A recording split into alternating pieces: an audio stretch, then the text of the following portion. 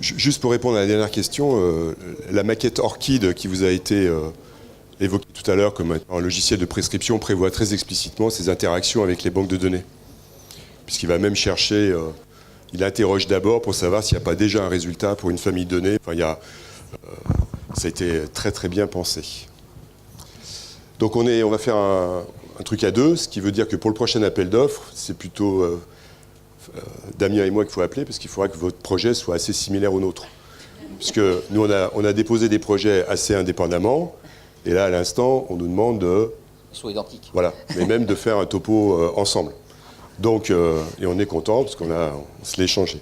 Donc, du coup, on va garder ça en tête. Il n'y a aucune raison d'opposer Oragen et Sequoia, même si on va avoir des petites subtilités liées aux localisations de ces deux plateformes, dans une région comme l'Île-de-France versus une autre région, Auvergne-Rhône-Alpes.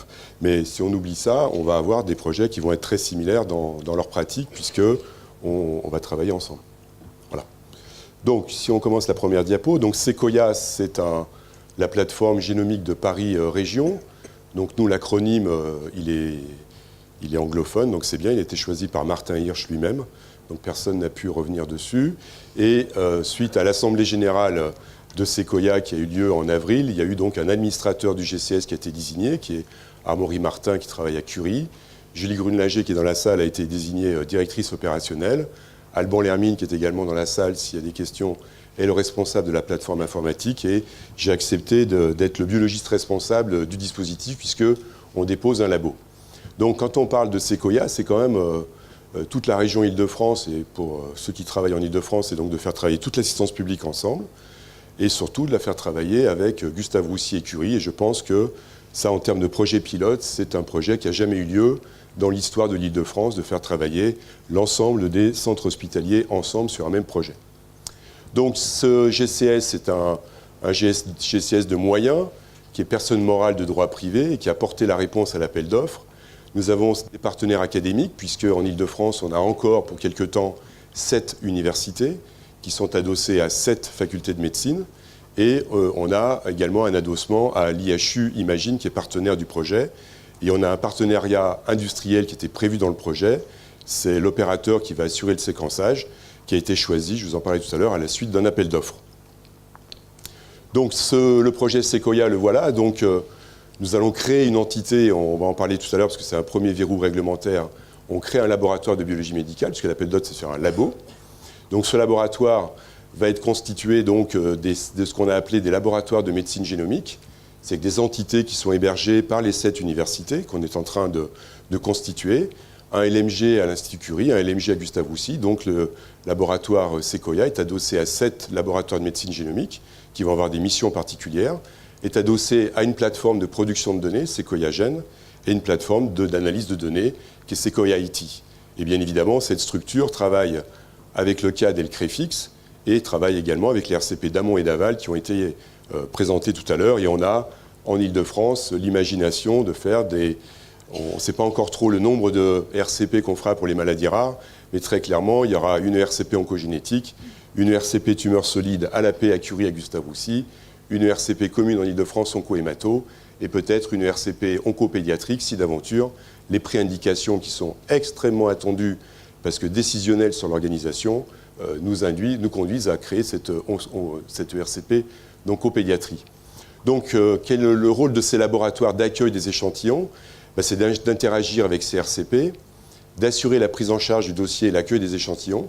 Les échantillons n'iront pas directement sur la plateforme, ils transiteront par un labo. Ce laboratoire va interagir avec les structures Sequoia Gen et Sequoia IT. Il n'y aura pas de transfert de données de NGS de Sequoia IT sur Sequoia Gen, sur Sequoia, les LMG. Il y aura la capacité pour les biologistes de se connecter sur Sequoia IT et d'y analyser les données in situ avec toute la puissance de calcul qui sera sur Sequoia IT. On sera donc en position d'interpréter ces analyses pangénomiques et de produire des comptes rendus. Et s'il fallait un jour faire appel au WES ou au RNA-seq, on pourra remercier l'approche cancer, puisque l'approche cancer va imposer aux plateformes de développer également ces approches WES et RNA-seq. Donc Sequoia Gen est la structure qui va se contenter de produire les données de séquençage. Ils travailleront qu'avec des données anonymisées. Et il y a un appel d'offres qui a été publié le 4 mai, qui a fait l'objet d'un choix suite à l'appel d'offres. Et l'appel d'offres a retenu la société Intégragène, qui est en train de s'installer là, en ce moment, suite à des travaux au bâtiment Brousset. Et le Sequoia IT, cette plateforme BioInfo, qui est hébergée au niveau du campus Picpus, qui est un très grand campus qui a été constitué récemment à l'initiative de l'assistance publique et dont le responsable est ici, sera Alban Lermine. Alors du coup, je vais faire la même chose sur Oragène. Donc la même chose, c'est un GCS, donc un groupement de coopération sanitaire. Oragène, c'est pour Auvergne-Rhône-Alpes Génomique. L'administratrice, c'est la DGA des Hospices civils de Lyon, qui s'appelle Nadia Jbaï. Il y a une chargée de mission qui s'appelle Siem Keduchi. Le directeur scientifique est Jean-Yves Blais. Et moi, je suis le responsable médical de cette plateforme Oragène. Donc Oragène, en fait, regroupe les 4 CHU de la région, le centre Léon Bérard, le centre Jean Perrin et l'Institut de cancérologie de l'Indre. Et donc, il va y avoir 2 sites, on va dire, de production. Un site de production des séquences qui sera localisé à Lyon aux HCL et un site d'analyse et stockage des données qui sera réalisé au CHUGA, c'est-à-dire le CHU de Grenoble-Alpes. Et donc, pour les maladies rares, c'est Julien Thévenon qui sera responsable. Et comme il est dans la salle, s'il y a des questions, il pourra, je pense, y répondre. Donc, ce sera aussi, comme l'a dit Michel, un laboratoire indépendant, diagnostic, et qui est indépendant des institutions. On va créer un laboratoire pour réaliser cette activité diagnostique. Donc, de la même chose, vous voyez qu'on est très similaire, c'est des présentations parallèles. Il y a aussi les RCP d'amont. Ensuite, les prélèvements vont arriver aux Hospices civils de Lyon, mais en fait sur la plateforme Oragène, mais qui est localisée au sein des Hospices civils de Lyon, pour réaliser le séquençage. Ces données seront envoyées au CHU de Grenoble-Alpes, où il y aura tout le traitement informatique, et ensuite la RCP d'aval.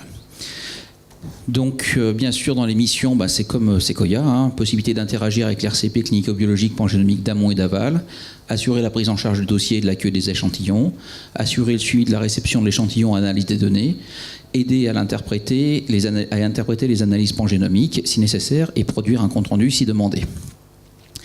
Donc là, on pourrait parler, donc je sais pas, les verrous sont les mêmes, la plupart du temps sont les mêmes, il y a quelques verrous spécifiques. Donc là, on a fait des diapos séparés, mais sinon, ils sont communs. Donc Michel, si tu veux commencer par... Le premier verrou qui nous occupe actuellement avec Julie Grudlinger, c'est les démarches administratives auprès de l'ARS Île-de-France, puisqu'il s'agit de créer le laboratoire. Donc la création de laboratoire est encadrée réglementairement en France et ce type de verrou ne se fait pas sauter. D'accord, on va se le dire clairement, c'est un verrou qui existe, qu'il faut ouvrir. D'accord, parce qu'il y a des verrous, il faut voir qu'il y a 2 catégories de verrous. Il y a ceux qu'on va avec une pince Monseigneur, d'accord, et puis il y a les verrous qu'il faut ouvrir avec une clé. Donc celui-là, je conseille de l'ouvrir avec la clé. D'accord, parce que je pense qu'on va avoir autrement la pince Monseigneur, ça peut emmener un peu plus loin. Donc du coup, on identifie les personnes médicales et non médicales qui vont être mises à disposition du GCS Sequoia. Et c'est pour ça qu'on a une réflexion pour l'instant qui est centrée effectivement sur l'Île-de-France et qui n'a pas, pour l'instant, moi j'ai pas assez, un périmètre pour essayer d'étendre cette réflexion à l'ensemble de la France. Donc pour l'instant, c'est localisé sur le Sequoia GCS. On est en train de désigner par LMG un référent qui devra être agréé pour l'examen des caractéristiques génétiques à des fins médicales. On rappelle que probablement dans les lois de bioéthique, il est possible qu'il n'y ait plus de distinction entre la génétique somatique et la génétique constitutionnelle pour le réglementaire. Donc si tel est le cas, il faudra quand même que les personnes qui rendent des résultats de génétique, même en somatique, bénéficient de cet agrément. On aura sur chaque LMG un responsable, deux référents adjoints, dont l'un est un APAT, parce qu'il est absolument indispensable d'emmener l'anatomopathologie dans le projet cancer. Donc ces désignations sont en cours, et les locaux du LBM Sequoia, c'est le bâtiment Loriche qui est à l'hôpital Brousset, où là va être hébergé les plateformes d'extraction et la plateforme de production de données, et le campus Picpus, qui donc est pas très loin, sur lequel sera basé Sequoia IT et Sequoia LMG. Il faudra donc qu'on explique à l'ARS tous les biologistes qui vont être impliqués en mise à disposition, puisqu'on va rendre les résultats sur un papier en tête du LBM Sequoia, où il y aura à gauche les biologistes qui sont impliqués dans l'analyse, et qu'on définisse sur chaque fois qu'on aura besoin de locaux, que ces locaux feront partie du LMG Sequoia. Où sont-ils? Quelle est leur surface? Et ça, bien évidemment, dans un contexte d'accréditation. Donc c'est la même version Oragen, donc ce qui change c'est l'ARS, c'est-à-dire que nous ce sera l'ARS Auvergne-Rhône-Alpes. La localisation, ça sera pour ceux qui le connaissent les Hospices de Lyon, Édouard Herriot, exactement le bâtiment B7, et puis donc à Grenoble je l'ai dit. Et donc là on est en train d'écrire le dossier de demande d'autorisation qui va être déposé d'ici un mois à l'ARS. Donc ça c'est un verrou plutôt pour Oragen parce qu'effectivement nous allons nous-mêmes opérer la plateforme. Donc comme on est un GCS, on ne peut pas bénéficier des marchés publics de nos institutions puisque nous sommes indépendants. C'est-à-dire que le GCS Oragen se refait tous les cahiers des charges, tous les appels d'offres pour avoir des marchés, pouvoir commander. Donc cet été, nous avons rédigé beaucoup de cahiers des charges d'appels d'offres. Et puis, du coup, c'est un certain délai. Et c'est une procédure qui prend un petit peu de temps. Et vous connaissez, pour ceux qui le vivent, les appels d'offres. C'est pas forcément celui qu'on veut, qu'à la fin on a, parce qu'il y a des problèmes de prix. Et souvent, le prix, pour ceux qui ont l'habitude de pratiquer, c'est 50%, voire 60% du critère de choix. Ce qui fait que, des fois, c'est rédhibitoire si celui qu'on veut, il est 3 fois plus cher que les autres. Et puis, donc, il y a les recommandations du CREFIX concernant les technologies que l'on aimerait prendre. Et là, c'est pareil, on est obligé, même si le CREFIX nous dit c'est bien de faire ça, et on peut pas aller contre la loi et on est obligé de faire un appel d'offres. Et l'appel d'offres, des fois, conclut que c'est pas ce qu'avait demandé le CREFIX, qui nous met des fois un petit peu en porte-à-faux. Voilà un verrou qui est très concret. Donc on les a rédigés ensemble, tous les appels d'offres, oui. en lien avec le CREFIX. Donc on a travaillé avec la GEPS pour les gens de la paix. Donc du coup, ce qui est assez intéressant, il y a un appel d'offres qu'on a fait en commun, parce que c'était un peu obligé, c'est d'acheter quand même les mêmes séquenceurs. Donc du coup, il y a un appel d'offres négocié qui est porté par Oragen et qui est donc l'appel d'offres dans lequel participe également Jean-François Deleuze pour le CREFIX et Franck Le Timonier, qui est l'acquisition donc des séquenceurs. Donc là, c'est unique, on aura les mêmes séquenceurs. Les mêmes offres, les mêmes réductions, s'il y en a, etc., etc. Donc là, la dernière version de l'appel d'offres, c'est pour début octobre. Et juste pour un début de temporalité de dossier, livraison sur les plateformes 15 novembre. Oui, ça a été, ça va être conclu le 15 novembre, livré sur les plateformes. Oui, c'est pour ça qu'on commence un peu à fatiguer, parce que maintenant, on rentre dans l'opérationnel. On est dans l'opérationnel, c'est pour ça que les préindications, on s'est permis d'un petit peu insister, parce que globalement, on nous avait demandé d'être prêt en décembre 2018. On a tout fait pour être prêt en décembre 2018. Donc quand il a fallu négocier avec Illumina, la chose qu'ils nous ont demandé de façon express, c'est un plan de montée en charge. Donc nous avons fait avec Damien un plan de montée en charge que vous avez sous les yeux, qui me paraît quand même très important. Vous pouvez le photographier, parce que c'est probablement la diapositive qu'il faut retenir pour le futur. C'est qu'on est raisonnable sur l'année 2019 et que la montée en charge se fera progressivement. Et donc ce qu'on va retenir ensemble, et Damien tu commenteras, c'est qu'on va être grosso modo, si on est en trio systématique, on sera capable de traiter à peu près 1000 dossiers maladies rares. Et si on respecte, considérant que nous avons toujours l'obligation d'avoir une quantité de données maladies rares et quantité onco-hémato-cancer similaires, le plan de montée en charge en 2019, c'est 1000 dossiers maladies rares, 1000 dossiers cancer et onco-hémato. Donc c'est pas avec ça qu'on va détruire, au moins l'année 1, la structuration des réseaux de la NPGM. Donc j'aimerais que cette allusion à plateforme destruction de quoi que ce soit, si avec 1000 dossiers par an, on vient mettre en péril une organisation en réseau, j'en doute, d'accord ? Puis après, on aura cette montée en charge plus tard qui se fera au fil de l'eau.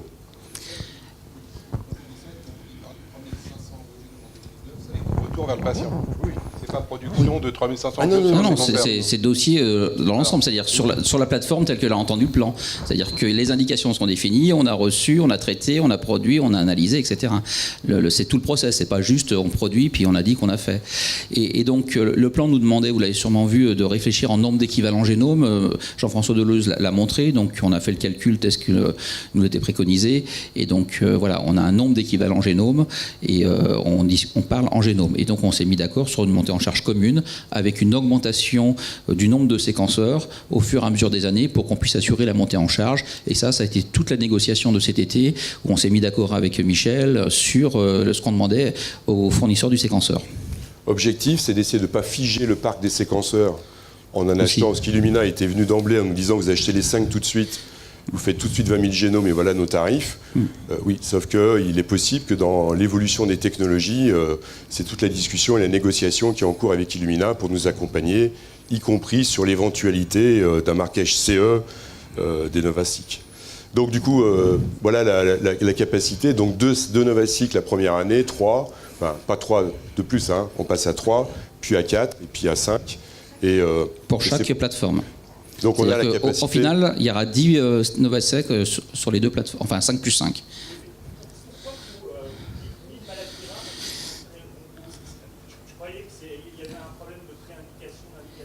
En fait, on nous a demandé de faire une estimation. Donc, comme tu l'as compris, on nous demande d'estimer des choses alors qu'on ne sait pas ce qu'on va faire.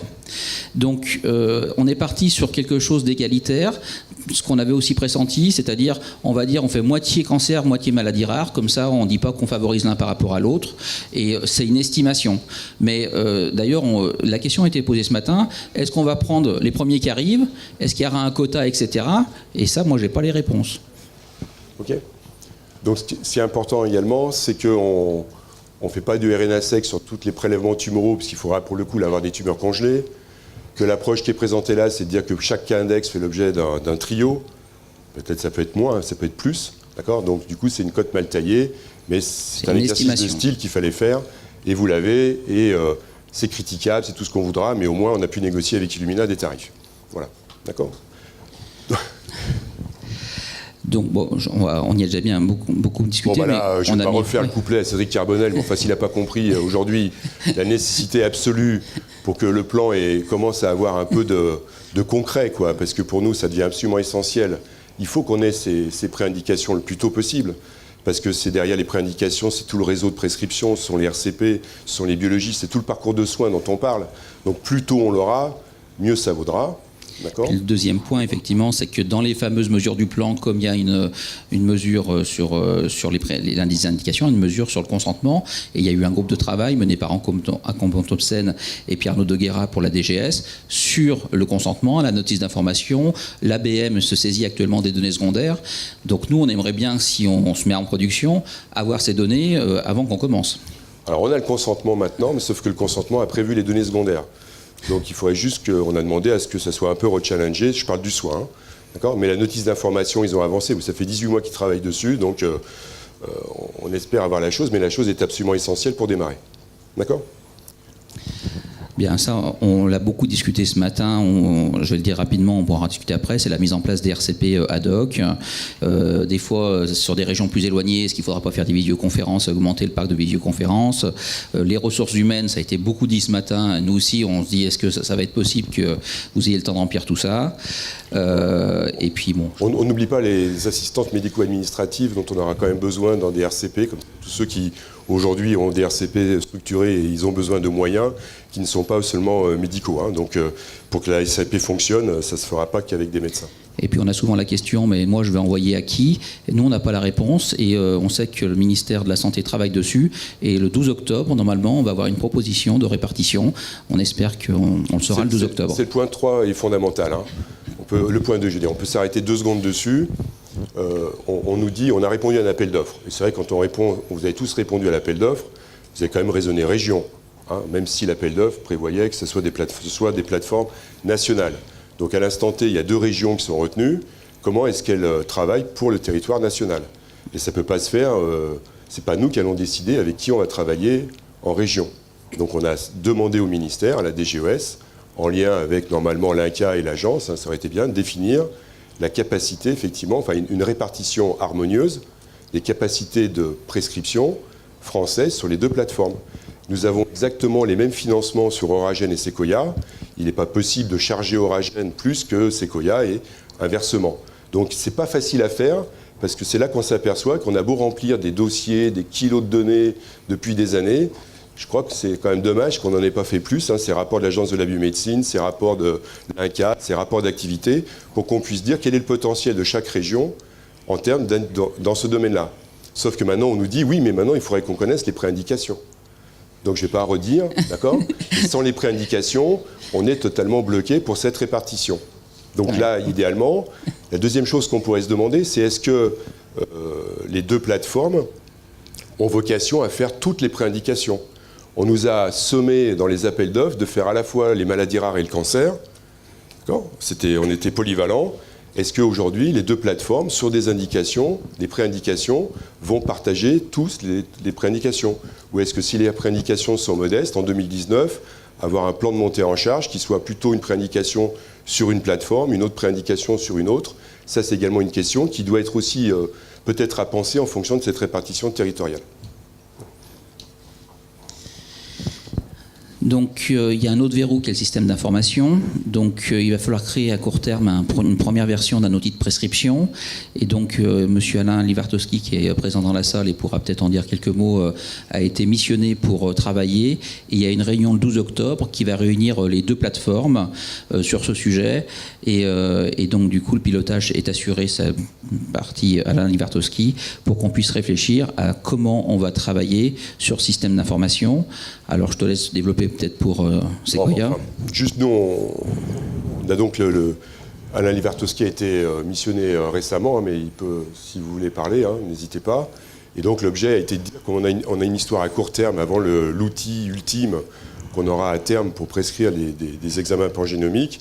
Il était question de faire un état des lieux de ce qui existait déjà et de voir comment ce qui existait déjà pouvait être conforté vite fait et rapidement d'ici la fin de l'année, pour effectivement en faire des pré-outils, puisqu'on a du pré partout, on a les préfigurateurs, on a maintenant les pré-indications, on aura le pré-outil. Donc en Ile-de-France, on a identifié deux outils qui existent déjà, un outil qui est Thésée, qui est l'outil utilisé par l'Institut Curie pour toute la problématique cancer, et on a l'outil qui vous a été présenté par la filière Orchid, qui a été développé par Laurent Ménard, qui est l'outil Orchid.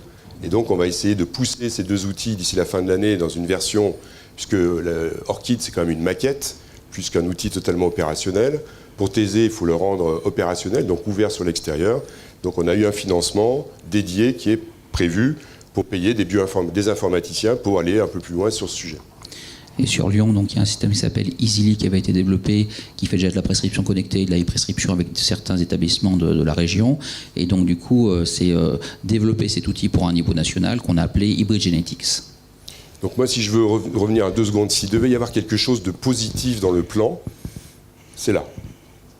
D'accord? Parce que le séquençage, bon, on va voir. Mais si on est capable d'avoir des outils pertinents de prescription qui renseignent les phénotypes de façon stricte, pour que ces phénotypes soient eux-mêmes utiles à l'interprétation, ces outils ne sont pas nécessairement dédiés au pangénomique, puisque l'outil Orchid, il a été créé par Ménard unique pour les panels. D'accord? Mais du coup, il est capable d'analyser le phénotype, de orienter plutôt sur tel panel égale tel labo, d'accord, ou dire, bah là j'ai une indication qui fait qu'il y a des signes contradictoires qui m'en laissent, comme on dit, atypiques, qui me fait que ce prélèvement, j'ai plutôt l'envoyer sur la plateforme. Donc là, c'est un schéma qu'on ne va pas commenter parce qu'on avait 20 minutes, mais qui a été fait par Alban Lermine suite à la discussion qu'on a eue en Ile-de-France, pour essayer rapidement de s'organiser. À gauche, c'est les outils de RCP local, donc du Orchid BIS, qui peuvent être déployés maintenant le plus rapidement possible dès qu'on aura fait preuve du concept de cette maquette à d'autres filières. Au milieu, c'est un peu l'outil de Sequoia adossé à son CIL, qui va permettre effectivement une interopérabilité de tout le système. La diapo, vous l'aurez, on pourra vous la passer. Juste aussi très rapidement, ça c'est sur Hybrid Genetics, c'est un parallèle pour l'instant, on va confronter nos outils, et aussi c'est de faire un lien avec le plan national Mirar 3, parce que ça c'est quelque chose qui sera important, il ne faut pas qu'on ait 15 outils d'e-prescription. Donc là, et c'est pour ça qu'il y a ces discussions aussi le 12 octobre, le seul truc c'est les couleurs, en orange en fait c'est tout le pré-analytique, et donc l'objectif c'est un peu ce que vous avez démontré ce matin, c'est qu'une fois qu'on a fait la prescription, on a la feuille, il y avait le code barre en dessous, et nous on va récupérer le prélèvement avec le code barre, on le scanne, et toutes les informations reviennent dans notre système d'information. Donc comme ça, il n'y a pas de recopiage, d'erreurs, etc. et tout se passe bien. Il y a l'analytique, donc on va suivre l'ADN est extrait, etc. Ce qui fait qu'éventuellement, ça trace le parcours génomique du prélèvement. Et puis en vert, ça va être toute la partie bioinformatique qui va être gérée par Hybrid Genetics. Bon, ce qui est important, c'est que dans cet outil-là, on a bien évidemment toute l'identitovigilance. Oui, donc on va pas, moi ça me dépasse. Quand on assiste à des réunions, il y a des trucs qu'on comprend, puis des trucs qu'on comprend moins bien, mais cette problématique d'être sûr de l'identité du patient on le sait tous à l'hôpital, est une donnée essentielle. Il y a l'identitovigilance au sein du labo, mais il y a celle également de l'identité du patient qui vient effectivement sur la plateforme. Donc, contrairement au cancer, moi je pense qu'on n'a pas de verrou préanalytique. Non, il faut qu'on valide juste les process, voilà. Mais je rappelle simplement selon ce que dira le préfixe. Il n'y aura pas de prélèvement qui aura déjà été extrait, puisque sur un plan, on est d'accord avec le CREFIX, on partira tous d'ADN extrait de novo sur des processus identiques entre Oragen et Sequoia. Donc on ne partira pas d'un vieil ADN issu d'un congélateur ou d'un frigo sur lequel on irait faire du whole genome. D'accord ? On verra, on discutera, mais disons l'approche pour commencer les choses. Après, il y a les exceptions. Moi, j'ai vu qu'il y avait une diapo, on disait un peu de souplesse. Je ne brille pas par ma capacité à la souplesse. D'accord ? Je le sais. On m'a déjà dit que j'étais clivant, je le revendique. Mais je dis simplement qu'à un moment donné, on dit les prélèvements, ils sont comme ça. Et puis après, on discute. Mais les prélèvements sont des prélèvements qui seront extraits de novo sur nos plateformes avec des ADN dans des conditions de qualité absolument identiques. Il y a la règle générale et puis après il y aura des exceptions. Voilà.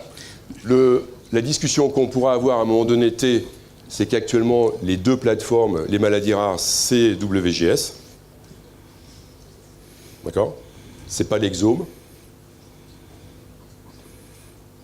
Oui, donc après, on sera harmonisé. Non, mais, je pense que tu attendais des réactions, mais bon, voilà. Je crois qu'effectivement, l'objectif d'avoir monté ce type de plateforme, c'est proposer des whole genome sequencing. Voilà, par rapport à ce qu'on a vu. Et c'est ce qu'on nous avait demandé, et c'est ce qu'on a vu avec, et c'est ce qu'on a négocié avec Illumina, et donc c'est ce qu'on va faire. Après, effectivement, il y a de l'harmonisation des pratiques, et ça, on travaille de concert. Il y a gérer les demandes urgentes. On peut juste arrêter là, on va avoir toute une étape qui va être gérée en lien avec le CREFIX, où on demandera aux deux plateformes d'être en capacité de produire des résultats similaires sur des échantillons identiques. Oui. Et que c'est après cette phase de concordance des deux plateformes qu'on sera autorisé à commencer à produire du soin. Donc ça paraît comme ça, pour l'ADN constitutionnel, ça va, mais dans la partie cancer, ça risque d'être un peu challenging. Donc l'urgence, ça serait bien que les filières remontent ce que veut dire urgence, parce que la crainte c'est que vous tous, vous allez trouver que c'est urgent. Donc si on n'a que des demandes urgentes, on n'a plus d'urgence. Et donc nous, on nous avait demandé dans le plan de mettre en place une filière urgence. Donc il faut vraiment que ça soit une définition assez stricte de l'urgence, parce que sinon, ça fera comme tout le monde sera urgent. Et ça, pour nous, c'est un petit verrou, parce qu'il faut que ça soit clair pour notre processus analytique. Donc c'est une donnée où on ne sera peut-être pas très performant la première année, parce que la gestion de l'urgence fait qu'on fait tourner les machines à plein régime et que les puces 48, on rajoute l'échantillon si on a un turnover assez régulier des Novasic. Il est évident qu'en année 1, sur une montée en charge, on n'aura certainement pas une capacité de gestion de l'urgence qui sera de la même nature quand la plateforme sera en pleine montée. Donc ça aussi, c'est un indicateur que l'HS doit intégrer dans ses recommandations. On sait qu'on a une certaine urgence en cancéro, parce qu'aujourd'hui, les théragnostics, c'est 15 jours. Bon, on ne sera pas dans ces délais-là, mais effectivement, si on devait retenir les indications de réanimation néonate, il faudrait effectivement penser à la capacité pour les plateformes de produire ces données dans le timing qui serait attendu. Tout à fait. Donc, Michel l'a déjà dit, mais on est des plateformes diagnostiques, donc on est très attentif à l'identitovigilance tout au long du process. Et puis après, il y aura un process d'identitovigilance sur la plateforme. Ce qu'on ne sait pas, et j'attends de réunir les référents des LMG pour savoir si on imposera le prélèvement pour les maladies rares de 2 tubes, un des 2 tubes restants sur le laboratoire, le LMG l'extrayant, faisant une certaine identitovigilance pour laquelle il ira confronté ensuite aux données qui seront produites par la plateforme. Il est évident que quand on travaille sur des trios, l'identitovigilance, vous l'avez de fait, d'accord ? Parce que vous avez le trio. Quand on travaille sur les tumeurs, on a le RNA, le whole genome et la tumeur. On a une forme d'identitovigilance, donc il faudrait qu'on affine un peu ce sujet pour qu'on le positionne à l'endroit où il doit être positionné, c'est-à-dire des cas index isolés. Et puis après la validation des comptes rendus biologiques, mais ça on pourra y revenir si vous avez des questions. C'est un gros verrou. Ouais. Et après il y a les verrous indications, donc la réalisation des whole genomes pour les maladies rares, donc l'intérêt de certaines indications de whole exome sequencing, on avait parlé avec Michel justement, c'est les mosaïques. Donc si vous dites, mais moi je pense qu'il a une variation en mosaïque, est-ce que c'est une indication? Est-ce que c'est décidé par qui? Qui c'est qui décide si on fait du 100X, du 500X, du 1000X? Derrière, il y a des coûts, il y a des processus qui seront différents. Et nous, si on veut être industrialisé, ça a été dit, des plateformes de production industrielle, en général, on a un processus, on sort du génome 30X, puis on sort du génome 30X. Et dès qu'on va faire quelque chose un peu à part, ça va nous changer nos process. Donc on ne va pas pouvoir faire quand même des trucs à la carte. C'est-à-dire qu'il ne faut pas qu'il y en ait un qui nous demande du 30X, l'autre du 50X, l'autre du 75X, l'autre du 500X, parce que sinon on ne pourra pas être industrialisé le process. Donc pour nous, ça c'est un potentiel verrou, et je ne sais pas qui c'est qui va le décider. Donc c'est le problème de la profondeur du séquençage. Et puis il y a une problématique que moi on m'a posée déjà, c'est est-ce que vous allez accepter les prélèvements fétaux sur un fœtus polymalformé? Donc clairement, c'est pas à nous de répondre à ça. Et justement, ça sera des questions qui seront à discuter. Moi, il me semblait plus juste de débuter par du postnatal, mais j'ai déjà eu plusieurs fois la question sur le prénatal, donc je me suis permis de la mettre comme un verrou, parce que moi, j'ai pas la réponse à ça. J'ai un avis personnel, mais j'ai pas la réponse nationale à cette problématique. Et puis pour les prescripteurs, donc Michel l'a dit, on part sur un processus, on va dire, relativement strict pour donner la ligne, c'est-à-dire faire reprélever, et on va avoir des processus d'extraction communs, etc. Donc, pour qu'on soit le plus proche possible et que ce qui sort de Sequoia Oragène, bah, finalement, ça soit les mêmes données que si on les fait l'un sur l'autre. Ça nous a été demandé et c'est logique. L'utilisation du consentement plan transcription génomique, parce que dans vos services, vous avez forcément vos consentements. Donc ça va rajouter un papier en plus. Enfin bon, après c'est de la gestion. Le fait qu'on va partir sur des trios au début, donc des fois le père est pas là, enfin bon, etc. Certains m'ont déjà dit oui, mais si j'ai pas le père, mais j'ai l'oncle, je peux t'envoyer l'oncle, etc. Donc oui, pourquoi pas, mais la grand-mère. Donc la grand-mère, etc. Non. Donc voilà.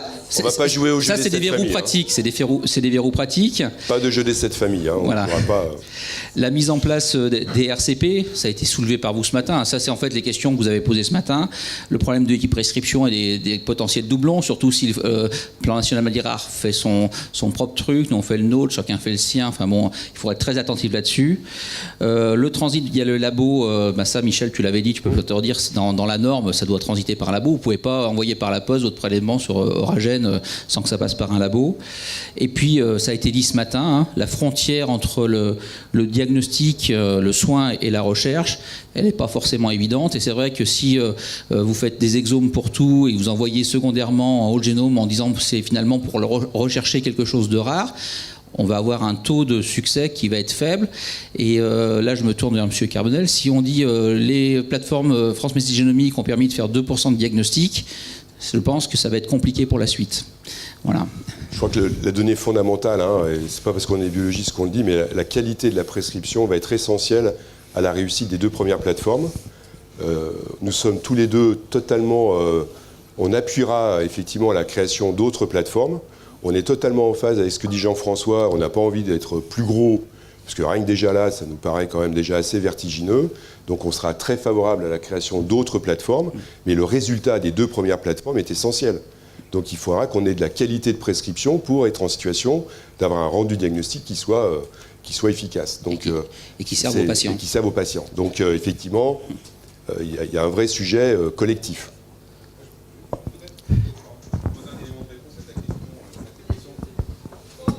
Damien, sur que ce soit mosaïcisme ou profondeur, etc.